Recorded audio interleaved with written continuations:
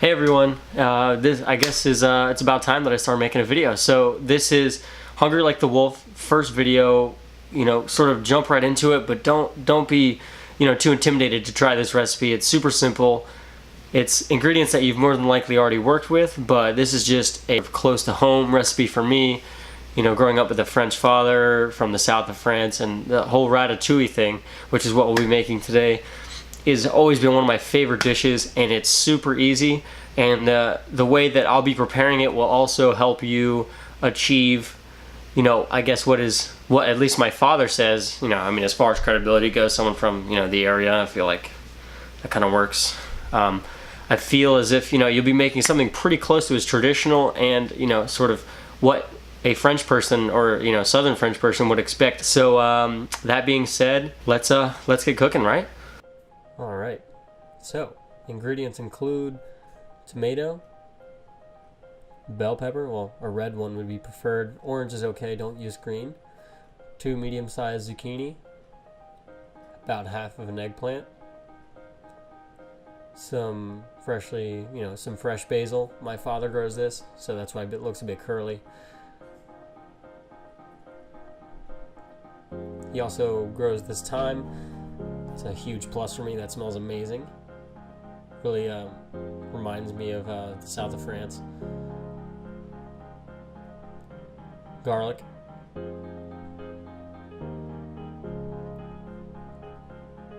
And alright, so starting our prep, I'll start with the problem child, which is our eggplant. I'm cutting this into a pretty big dice. And you can kind of see what I'm going for here. I think it's about half an inch dice. It's pretty big. But this is just for texture, and setting up my julienne so I can get a nice dice here. Making sure to stay organized. I use these little deli cups that a lot of restaurants use. Just helps keep everything next to my cutting board. Zucchini, take the top off. I cut these in half sometimes. I like to get them as straight as I can in the grocery store. But I'll cut them in half again, just so everything, we don't want to cut on a rounded surface if we can avoid it, because that typically increases our chance of hurting ourselves, even with a sharp knife sometimes. Zucchini down. Alright, and keeping our cutting board nice and dry so nothing moves around unintentionally. And just kind of play it off. Like, I didn't forget to mention this onion by going after this dice. Alright, and most people would cut into it like this. I recently saw some people doing Japanese method like that, and I thought it looks way cooler, so that's how I'm going to be cutting everything from now on. Anyway, about the same size dice. Onion doesn't matter as much because we're cooking that down. Cutting the tomato in half, and when we're taking out the top here, make sure to cut towards yourself, just in case your life hasn't been interesting enough lately.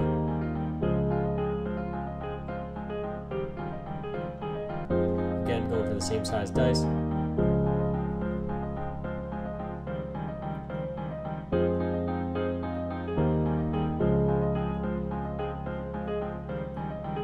I took the top off because it's rounded and the skin can be pretty annoying, and your knife can slide like that, even if it's sharp sometimes. So I turn them over.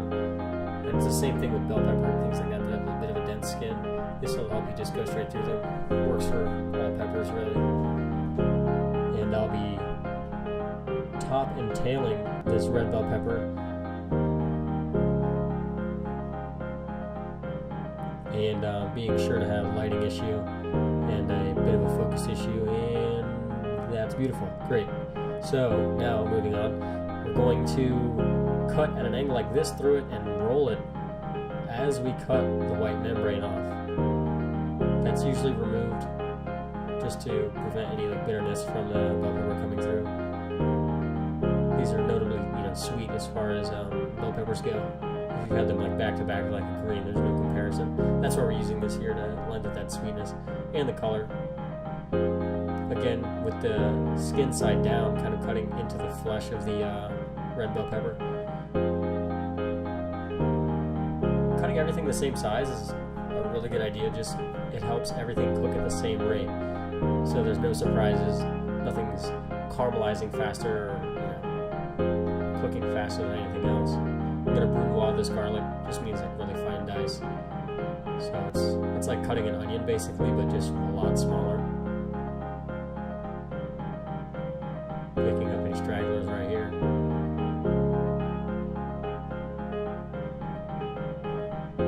Okay, and now that we have everything prepped, pretty easy prep, we're gonna start cooking. Got a pretty big non-stick skillet here on medium-high heat. After it's up to temperature, I'm gonna pour in some olive oil. Just enough to coat the bottom of the pan. And we're starting with our problem child, which is eggplant. The reason I say problem child is because the skin on it is really tough, and to avoid from that lending a unpleasant texture, we're going to make sure that we're seasoning it pretty well with salt, just to help get some of the moisture out of it, get some good color on it. And we're not going to turn it too much because we do want it to get some color on it. And once that's looking about that, we're going to take it out, and no reason to clean the pan. Just get all the eggplant out, put some more oil in it, and move on to the next ingredient, which will be the zucchini. We can expect this to cook at a similar rate. We're not going to cook it as much as the eggplant because we want to maintain some texture. That'll be the main textural component of the dish, will be the zucchini.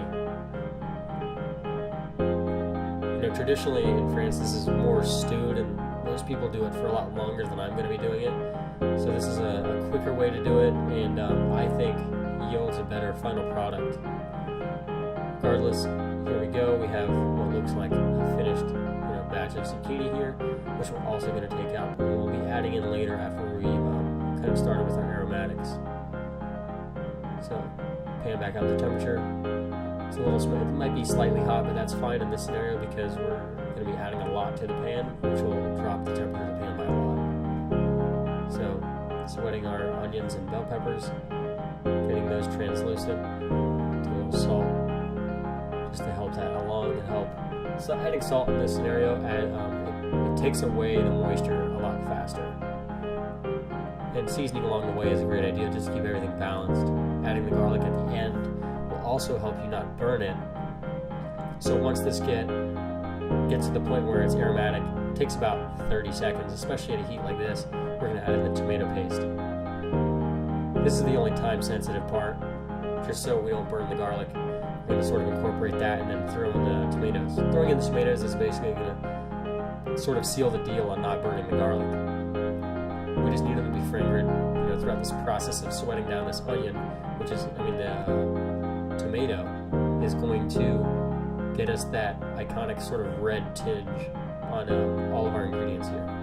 Adding back in the eggplant and zucchini, we can add the eggplant first and just cook it a little bit longer with the tomatoes before they're finished, just to, again, sort of get that skin a little more pleasant to eat. And then throw in the zucchini, season again, get that nice and flat on top, just sort of disperse the seasoning really evenly. And we're almost done. We just need to add in our herbs.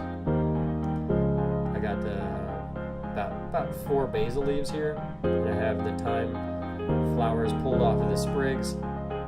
Gonna mix that, take it off the heat, and we're done. Pretty simple. That's kind of what we're looking for right there. You can see sort of like a red hue across the whole thing. Nothing looks overcooked. Alright, time for plating. I have this just in a little bowl right here just for the sake of showing in a ring mold here, which will make things prettier. And, okay, what's that? Okay, that's way worse than I thought it was. Anyway, moving on. We're going, I got it. Okay, so, just, you can pat it down in layers, making sure not to overcrowd, and then the reveal. Looking pretty good. Add some thyme on top just for the glamour. And there we have it, ratatouille. One of my favorite things ever. I hope you'll love it. I hope you try it. Thank you so much for tuning in.